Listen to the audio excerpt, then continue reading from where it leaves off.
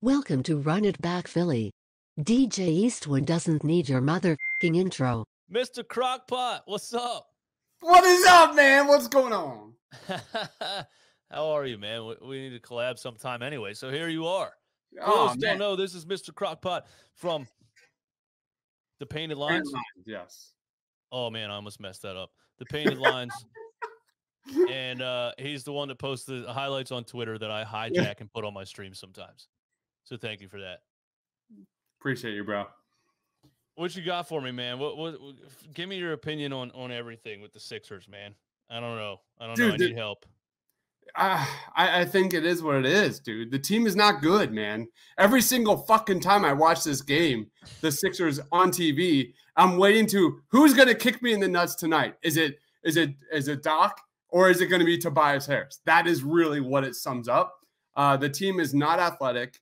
The team when they play a team like the Charlotte Hornets, which is one of the best teams in transition, they look fat, slow, and they're going to get run off the court. Like teams like Toronto, a playoff series, this team is going nowhere. This team is going nowhere. They're bad. They're among the bottom of the league in pace. It is what it is. Until a trade is made, they're just boring. And that is the facts. And I'm sorry, but Daryl Morey is putting this trade on a pedestal. And unless this move is like worth it, you know, his cred is up there because this team doesn't have the athletes, the personnel on this roster to challenge in the Eastern Conference. Yeah, you're absolutely right. When you talk about teams like even just the Charlotte Hornets or Toronto Raptors and a lot of very athletic teams, and we're just going to get ran out of the building. I mean, it's Joel Embiid can only do so much. So we won 7 games in a row, right? Were we just playing 7 teams that are also unathletic, or no? You're what you have is a player that is a transcending player in Joel Embiid. You have a guy that is playing beyond anything we even imagined right now. Joel Embiid has taken this team, and he is playing better than any basketball he has in his career. What he has done is terrific. It's mind-numbing. It's truly mind-numbing what Joel Embiid means to this Sixers team. He is the MVP of the NBA, hands down. You look at his points, second most in the NBA over the last, 8, 9, 10 games. For me, it boils down to, you know, this team just doesn't have the perimeter players to support Joel Embiid down low. They can't stop teams in transition. They can't stop guards in the pick and roll. They're just going to get eaten alive with their lack of athletes on the perimeter. I completely agree. It is one of our biggest tests, Miami on Saturday.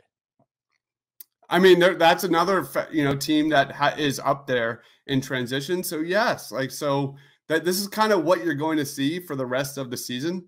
And I think Sixers fans are just going to have to kind of fasten their seatbelts because this is kind of is what it is. Until Daryl Morey makes a move, this team is boring. Unless it has to do with Ben Simmons, no one cares about the Sixers anymore. It is bare bones. It sucks. True.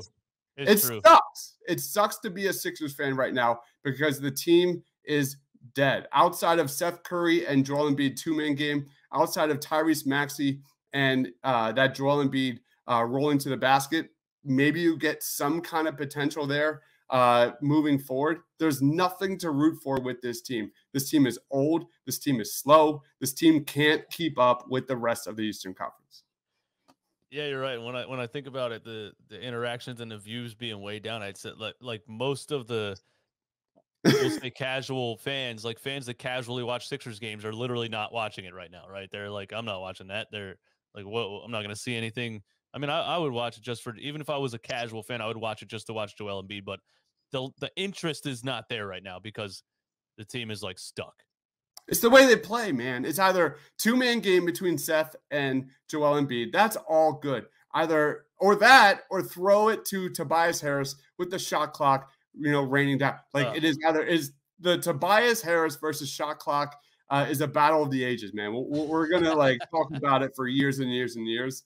But Tyrese Maxey, we need to see him get more touches moving forward because let's be honest, man, this team it is capped out. this team, what you're watching right now, that 7-game win streak. I'm glad whoever enjoyed it. This team isn't going anywhere. They're a shoe-in for the playoffs. They're going nowhere. Damn.